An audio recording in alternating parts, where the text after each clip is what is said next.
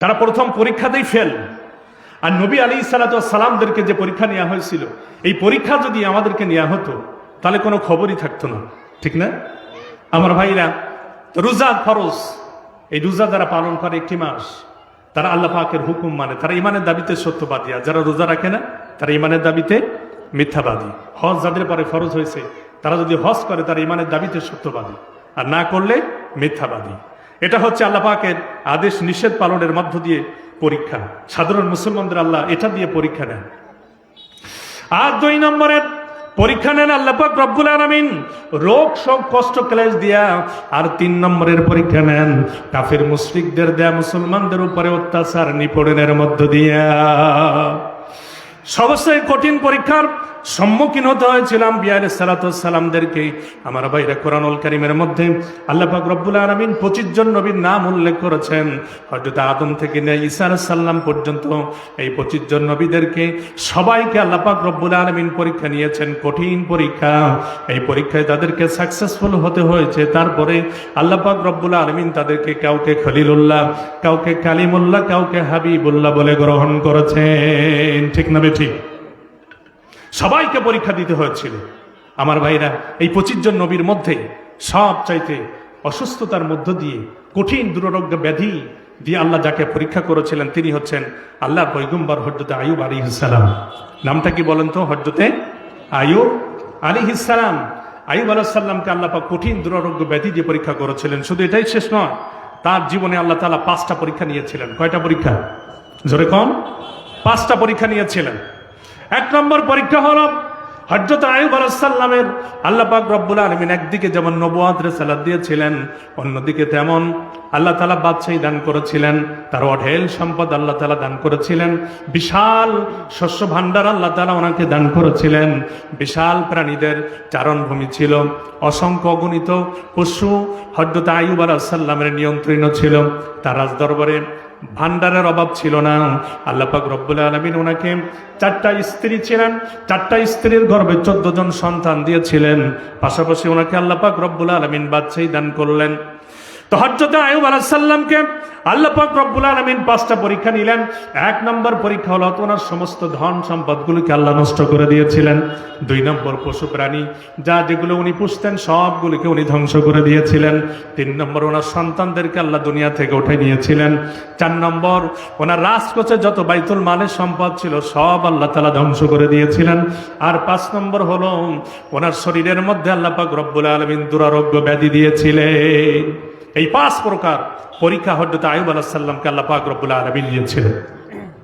তো হযরত আইয়ুব আলাইহিস সালাম ছিলেন বাদশাহী দান করেছিলেন, উনি বাদশা ছিলেন, আবার প্রচুর সম্পদের মালিক।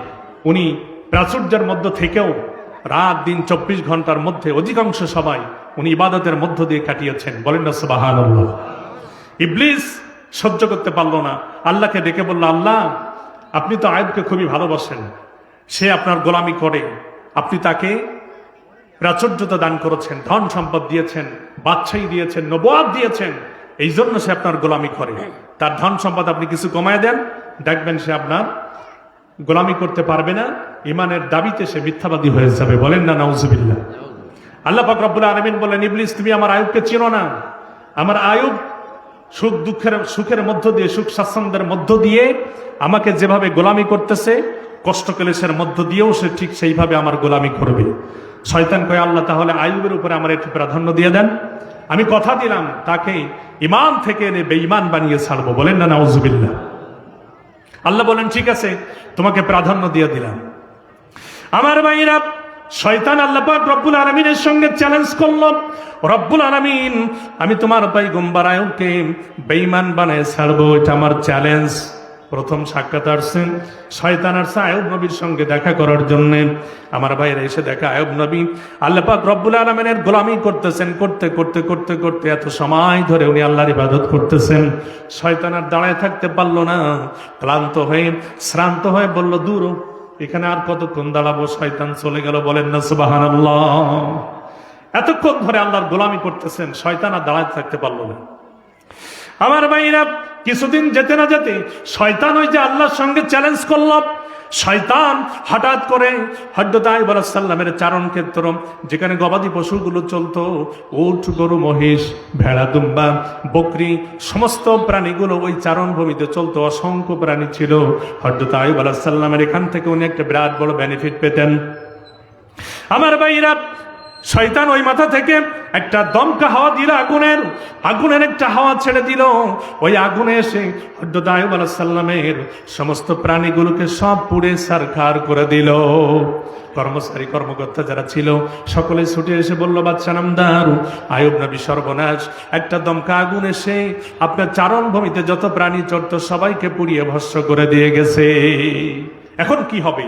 আইয়ুব আলাইহিস সালাম অস্থির হলেন না, উনি ধৈর্য ধারণ করলেন। বলে, দেখো, যেই সম্পদ আল্লাহ তাআলা আমাকে দিয়েছেন, উনি এই সম্পদ দিয়ে গেছেন, আমার জন্য কি কল্যাণ হবে উনি ভালো জানেন, সুতরাং তোমরা ধৈর্য ধারণ করো। বলেন না সুবহানাল্লাহ। প্রথম পরীক্ষায় আইয়ুব আলাইহিস সালাম পাশ করে ফেললেন। বলেন না সুবহানাল্লাহ। এরপরে কিছুদিন যেতে না যেতেই আইয়ুব আলাইহিস সালামের শস্য ক্ষেত্রের মধ্যে শয়তান আগুন ধরিয়ে দিল। আমার ভাইরা, হাজার হাজার বিঘা সম্পত্তির মধ্যে আইয়ুব আলাইহিস সালামের শস্য পদ্ম, এখান থেকে বিরাট বড় একটা ক্যাপিটাল আসতো। আইয়ুব নবীন শয়তান এক মাথা থেকে আগুন ধরিয়ে দিল। পুড়তে পুড়তে সমস্ত শস্য ক্ষেত্রগুলো সব পুড়ে গেল। কর্মকর্তা কর্মচারী সবাই ছুটে আসলো। আইয়ুব নবী সর্বনাশ, জনগণকে খাওয়ানোর জন্য আপনি যে ফসল ফলাতেন, বাইতুল মালে যেগুলো জমা রাখতেন, সব তো আগুন এসে পুড়ে পুড়ে ছাই করে দিয়ে গেছে। এখন অবস্থা কি হবে? এখন কি করা যায়? আমার ভাইরা, হযরত আইয়ুব আলাইহিস সালাম এবারও বিচলিত হলেন না, উনি ধৈর্য ধারণ করলেন। বললেন, ও আমার কর্মকর্তা কর্মচারী তোমরা যারা আছো সবাই ধৈর্য ধারণ করো, আলহামদুলিল্লাহ বলো, কারণ এই সম্পদ আল্লাহ পাক রব্বুল আলামিন দিয়েছেন, আর উনি এটাকে নিয়ে গেছেন আমার জন্য যেটা কল্যাণ হবে উনি তোমাদের চাইতে ভালো জানেন, সুতরাং উনি যেটা করেছেন সেটা নিশ্চয়ই আমার কল্যাণের জন্য করেছেন। উনি বললেন, ফসল পড়ে গেছে তাই কি হয়েছে? আমার বাইতুল মালে অসংখ্য শস্য গুদাম করা আছে, এখানে যা শস্য আছে 3 বছর আমার রাজ্যের লোকজন আল্লাহর ইচ্ছায় অনায়াসে খেয়ে যেতে পারবে, কোনো কমতি হবে না। এই কথা তো শয়তান শুনে ফেলেছে। আমার বন্ধুগণ, শয়তান কয়, সর্বনাশ, 3 বছর বাইতুল মালে যে শস্য আছে যদি জনগণ খেতে পারেন তাহলে তো সে আল্লাহর ইবাদত থেকে আমি তাকে দূরে রাখতে পারবো না। বাইতুল মালের মধ্যে শয়তান এসে হঠাৎ করে আগুন ধরা দিল। আমার ভাইরা, সমস্ত বাইতুল মাল পুড়ে ছাই হয়ে গেল। বাইতুল মালের নিয়োজিত যে সমস্ত কর্মচারীরা ছিল তারা এসে ডেকে বলল, সর্বনাশ, নবী আইয়ুব আলাইহিস সালাম, আপনার বাইতুল মালের সমস্ত শস্যগুলো পড়ে গেছে, যে শস্য দিয়ে 3 বছর আপনার রাজ্যের লোকজন খাওয়া দাওয়া করতে পারতো, এখন তো সব শস্য পড়েছে। এখন কি হবে? এটা নিয়ে তো আমাদের রাজ্যের মধ্যে একটা বিশৃঙ্খলা দেখা দেবে। হযরত আইয়ুব আলাইহিস সালাম বললেন, দেখো, তোমরা চিন্তা করো না, টেনশন করো না, যিনি বিপদ দিয়েছেন তিনি আমাদেরকে এই বিপদ থেকে উদ্ধার করে দিবেন। সুবহানাল্লাহ। কি হচ্ছে ভাই? ইকো? আচ্ছা, আপনারা একটু ইকো কমাই দেন, বন্ধই করে দেন। আচ্ছা আচ্ছা, আমরা জিকির করি আল্লাহর লা ইলাহা। এটা এগিয়ে আসেন ভাই, এই যে ফাঁকা জায়গাগুলো একটু পূরণ করেন প্লিজ। আসেন, এটা রাসূলুল্লাহর সুন্নাত। পিছন থেকে মুসলমান যারা আসবে তারা পিছনে বসবে। কোন মুসলমান যদি আসে একটু নড়ে চড়ে বসতে। সবাই আমরা একটু এগিয়ে আসি আর জিকির করি আল্লাহর লা ইলাহা ইল্লাল্লাহ। আসেন, একটু আমার বাংলা কথা মনে বোঝেননি, প্লিজ প্লিজ কাম হিয়ার। আসেন, ইংলিশেই বললাম, আসেন। সে ছেলে আমার অর্ডার করতে মারা গেল, জল পেল না, সেরকম অবস্থা, তাই না? আসেন, আমার একটু সামনে এগিয়ে আসি। লা ইলাহা, জোরে লা ইলাহা, লা ইলাহা ইল্লাল্লাহু মুহাম্মাদুর। আমার ভাইরা, একটা কথা বলি, রাগ করবেন না তো? হ্যাঁ, রাগ করবেন না তো? তাহলে আগেই জিজ্ঞাসা করে নিলাম। কিন্তু দেখবেন, সিনেমা হলে গেলে মানুষ শুধু সামনে বসতেছে, কি তাই না? সামনে সিট কোথায় আছে ঘুরে ফিরে দেখে, সামনে না হলে তারপরে তার পাশে বসার চেষ্টা করে। তারপরে যাত্রা থিয়েটার, কনসার্টে গেলে মানুষ শুধু সামনে যেতে চায়, আর মিলাদ মাহফিলে আসলে, মসজিদে আজ থাকলে শুধু পিছনে বসে। কি ইমাম সাহেব, তাই না? প্রিন্সিপাল সাহেব, মসজিদে গেলে দেখবেন শুধু পিছনে বসে। ইমাম সাহেব এত ডাকে, ভাই সামনে কাতার পূরণ করেন, সামনে আসতে চাই না। জান্নাতি মানুষ যারা হবে তারা সামনে কাতারেই বসবে, ঠিক না বে ঠিক? জান্নাতি মানুষগুলো সামনে এসে বসবে, আর জাহান্নামী মানুষগুলো পিছনে থাকবে। এটা হাদিস শরীফের কথা, এটা আমার বাপের বানানো কথা নয়।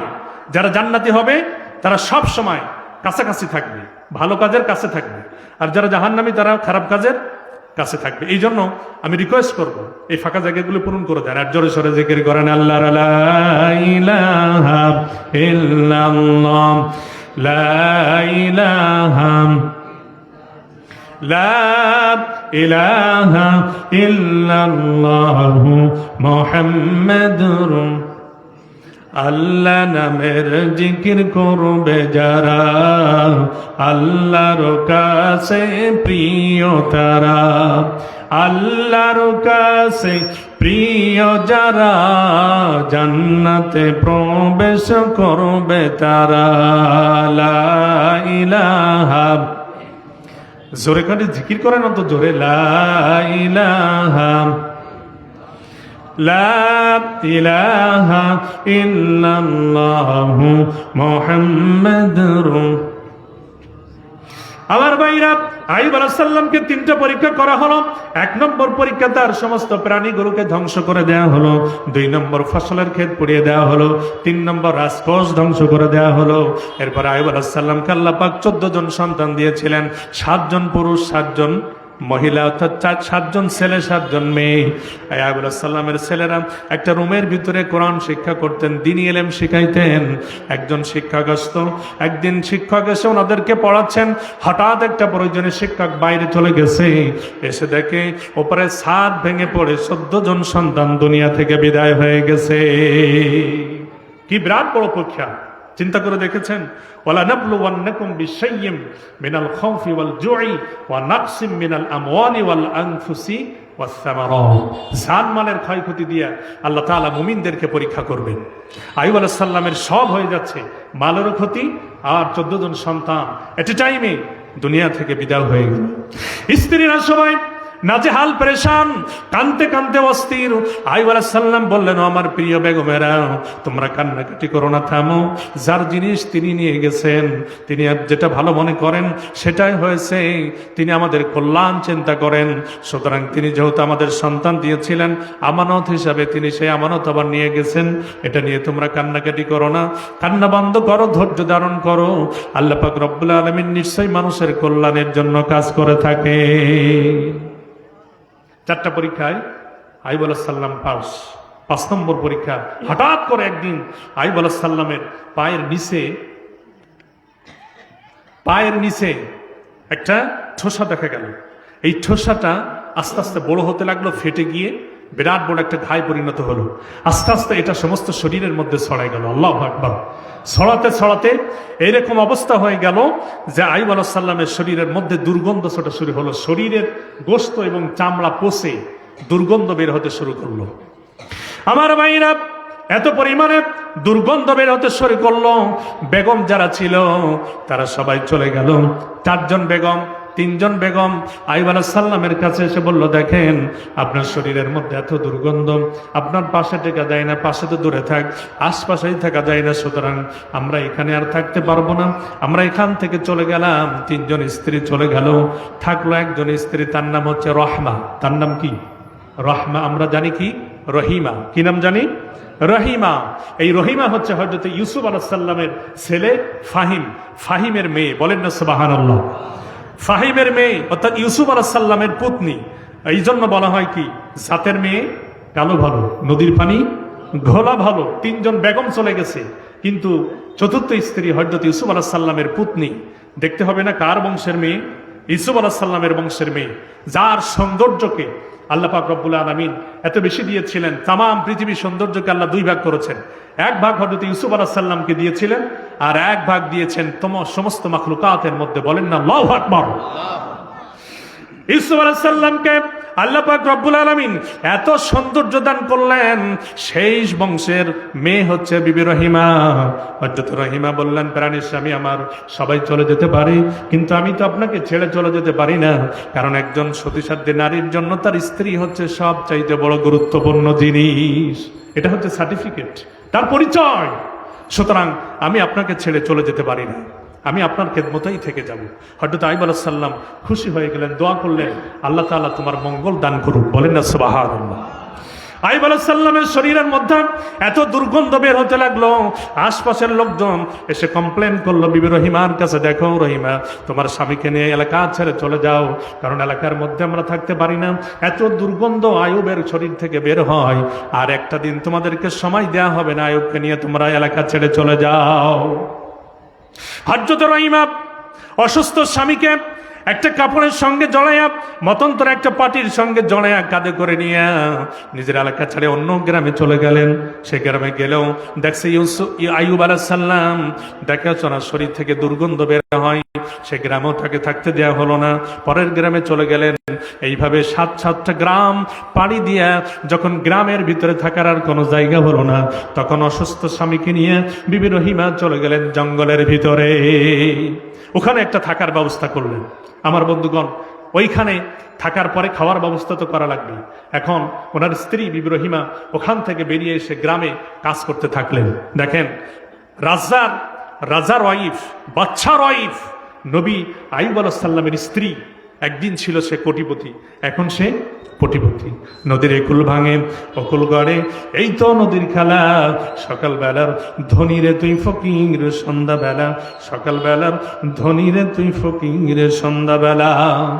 আজকে আপনি কোটি কোটি টাকার মালিক, কালকে কিন্তু আপনার এই সম্পদ আর থাকবে না, ঠিক না বেঠিক? জোরে কন। এই জন্য রাসূলুল্লাহ বললেন, আনফিকিয়া বেলাল, ও বেলাল তোমার যা আছে তুমি দান করো। রাসূলুল্লাহর সাহাবীদের মধ্যে সবচাইতে গরিব সাহাবী ছিলেন হযরত বেলাল। হযরত বেলালের চাইতে গরিব আর কেউ ছিল না। তারপর রাসূলুল্লাহ বললেন, আনফিকিয়া বেলাল, ও বেলাল তোমার যা আছে তার থেকে তুমি আল্লাহর রাস্তায় দান করো।